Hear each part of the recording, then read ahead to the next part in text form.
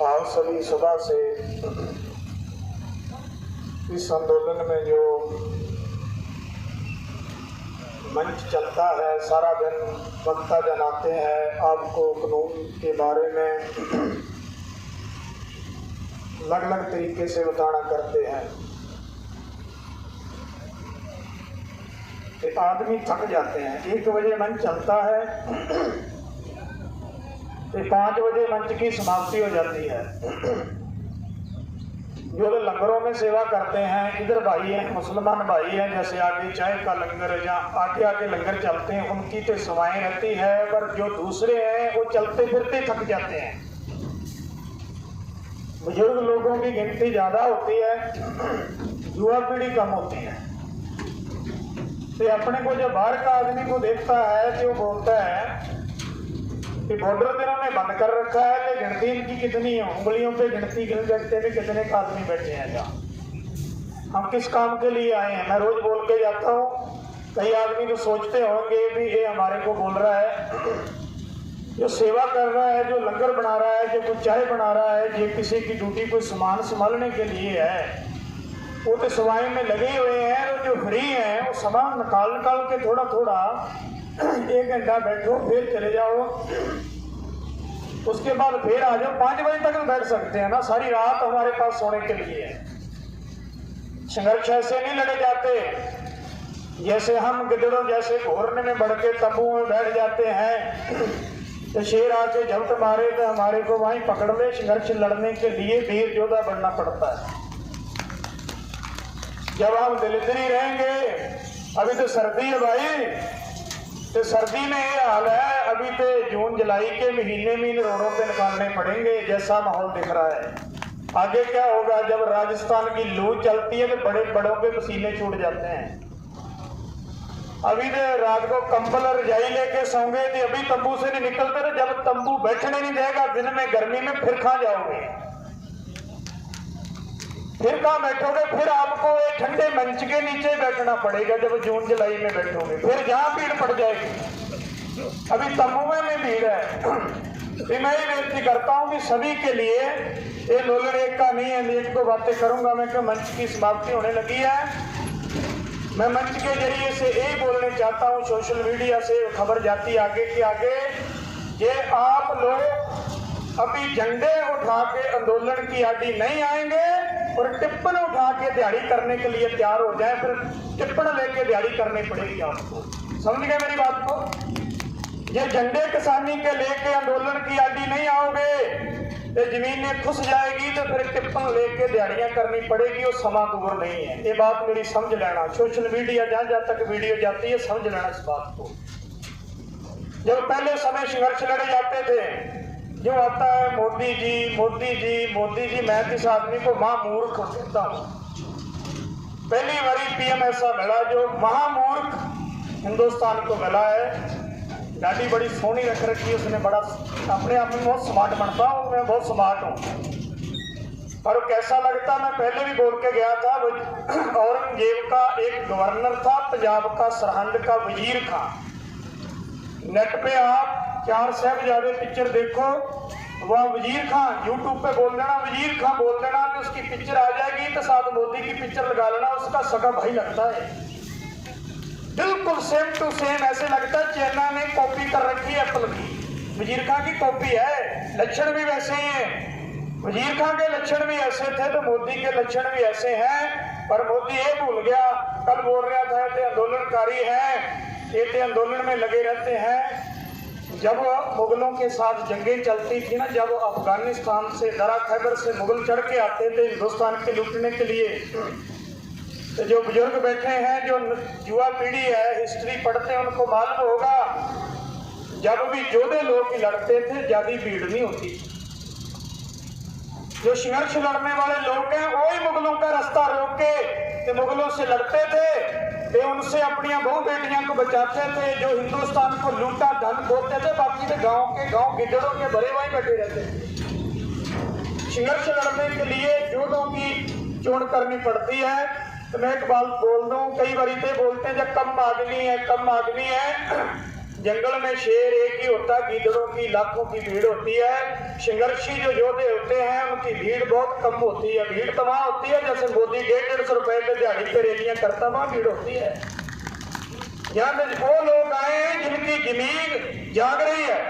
जरूरी नहीं है किसी के पास जमीन हो, जमीन होना जरूरी नहीं है, जमीर होना जरूरी। आदमी की जमीर जागती है वो भी इस आंदोलन में हिस्सा डालेगा अपना। शेरों की तरह अपन रहेंगे, लड़ते रहेंगे। कई आदमी बोलते हैं लड़ेंगे मरेंगे, मरेंगे नहीं, मरेगा तो मोदी और बीजेपी वाले मरेंगे। हम लड़ेंगे और जीतेंगे। बीजेपी की हालत कैसी होगी? राजस्थान में भी मेरे ख्याल ध्यान से कृपा होने लगी इसके ऊपर। पंजाब में तो चालू होगी। जहां भी पहली बात तो 5 महीने हो गए इनको मैक ही नहीं मिल रहा। सबको मालूम है ना, 5 महीने हो गए इनको कोई मंच ही नहीं मिल रहा। मंच के लिए तरस रहे हैं। क्यों? 70 साल के बाद ये जो मैक है 70 साल इन मंत्रियों के हाथ में था, अभी पिछले 5 महीने से किसानों के हाथ में है। ये टोल रहे हैं, ड्यूटी घूम रहे हैं, इनको मैक ही नहीं मिल रहा। कुत्तों की जैसे घूम रहे हैं इनके बीजेपी वाले जो हैं। पंजाब में तो इनकी सेवा मत समझ, सेवा ये नहीं है भी चाय पानी की, जूतों की सेवा चालू होगी पंजाब में, हरियाणा में भी होगी है, राजस्थान में भी चालू होगी है। तो ये बिल वापस नहीं होंगे। तो आप एक बात समझ लेना, जितने भी बीजेपी के कार्यकर्ता हैं, मंत्री हैं, जहाँ ऐसे कह लो कि एक पंच से लेके MP तक है, इनका घरों से निकलना बंद हो जाएगा। इनकी किसान ऐसी हालत कर देंगे। और देखते हो एक निक्की मक्खी, जो मक्खी होती है पेड़ों के ऊपर डूबना लगा होता है, जब वो मक्खी उड़ती है तो बड़े बड़े जो कट होते हैं आदमी होते हैं भाग लेते हैं। अभी किसान एक जहरीली मक्खी का रूप धारण कर चुके हैं। जहाँ भी बीजेपी का कोई भी आदमी कट करता है तो किसान झंडे लेके वहां चले जाते हैं।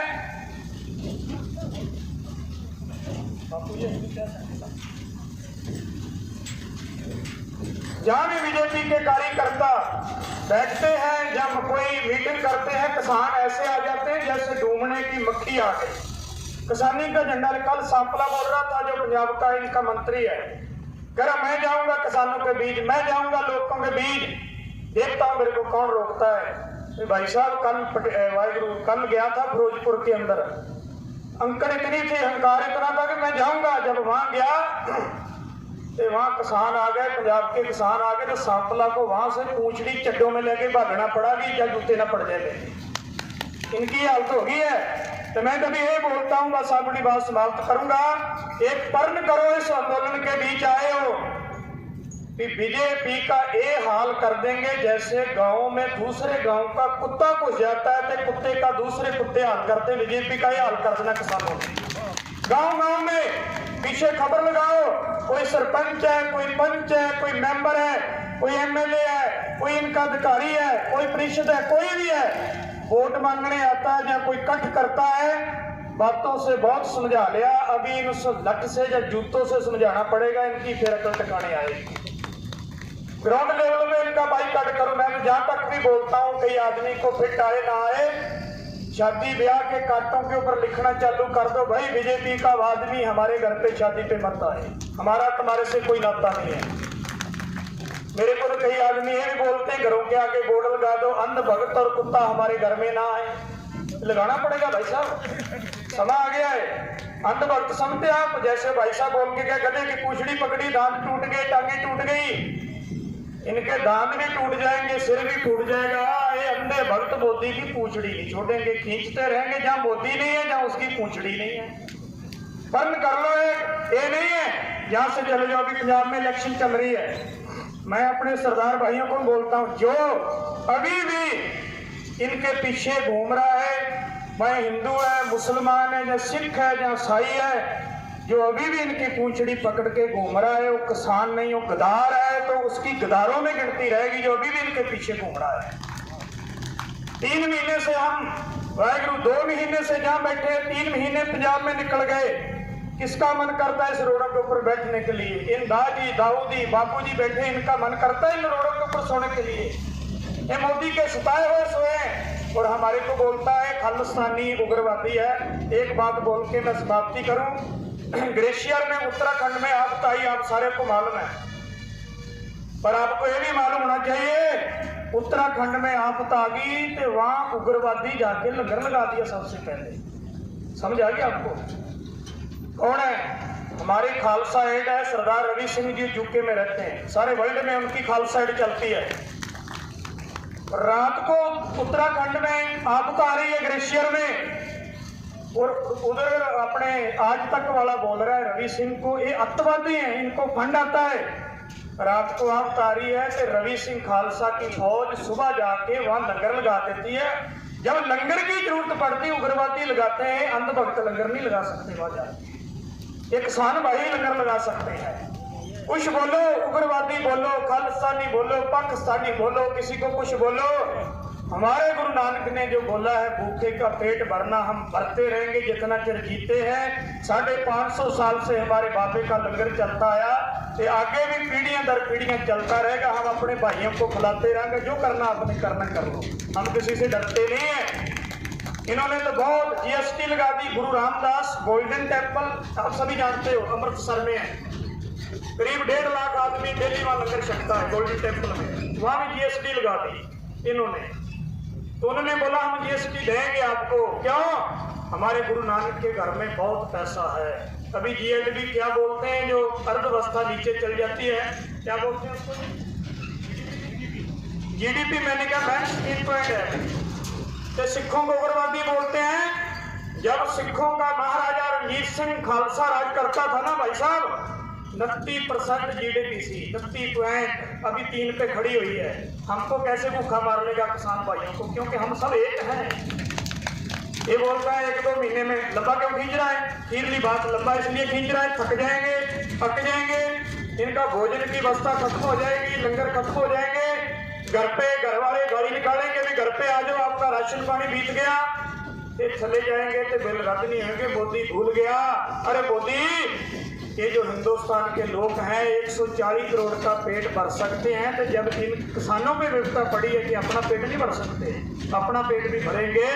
ये आपके लिए मैं हाथ जोड़ के बेनती करता हूँ। कई बार मन में आ जाती बात, जहाँ अपने पास स्टोर है जो संचालन करते हैं मंच का, कितना रस्त पड़ी है, सारे लंगर ये निरंतर चलते रहेंगे। जितने भी मुसलमान हिंदू वीर जितने भी सिखों के चल रहे हैं, जितनी देर हम आंदोलन के संघर्ष में हिस्सा बने, लड़ेंगे, जीतेंगे, जीत के जाएंगे, घबराएंगे नहीं, क्योंकि हम उस वर्ग में रहते हैं, उस धरती पे रहते हैं या पीरों पैगंबरों में राम जी ने, कृष्ण जी ने, गुरु नानक, गुरु गोविंद सिंह, मोहम्मद साहब जैसे बड़े बड़े औलियों ने जहाँ अवतार लिया जिस धरती पे, हम उस धरती के बच्चे हैं। ऐसे डटे रहेंगे, डट के रहो। इतनी बात आपके साथ मैं साझी कर रहा हूँ। ये को आपकी शान के खिलाफ बोल गया हूँ तो आप माफ कर देना, पर एक बात पल्ले भाग लेना, घर जाके बीजेपी वाले की साइड ऐसे नहीं देखना, आंख से आंख मिला के देखना भी, ऐसे चल भाई,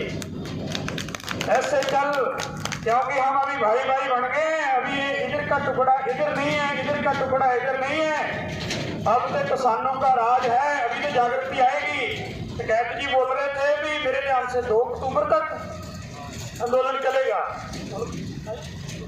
2 अक्टूबर तक। उनका कहने का मतलब क्या है? ये सब उस अकाल पुरख वाहिगुरु अल्लाह ताला राम का एक कौतक है, एक कला है। जितना लंबा आंदोलन चलेगा उतना मजबूत अपना भाईचारा बन जाएगा, तो हम कभी डोलेंगे नहीं, एक साथ भाई भाई बन के बैठेंगे। चलने दो कितना लंबा चलता है। ये सरदार अजीत सिंह, चाचा अजीत सिंह, सरदार किशन सिंह भगत सिंह के पिताजी 9 महीने लोग आंदोलन लड़ सकते हैं, जब कोई मीडिया नहीं था, कोई इतने प्रबंध नहीं थे। अपने पास के सारे साधन है, गाड़ियां हैं, मीडिया 1 मिनट में घर पे बात कर लेते हैं। कि अपने को भी अभी 2 महीने बैठे हुए हैं, 4 महीने हुए हैं, 9 महीने पूरे तो होने दो। इतनी देर घबराते क्यों? इतनी जल्दी घबराना नहीं, ऐसे डटे रहना है। डेली मंच पे आके अपनी हाजिरी भरा करो। कल को मैं जल्दी आऊंगा, आज मैं लेट हो गया। राम राम, सत श्री अकाल, बोले सो निहाल। धन्यवाद।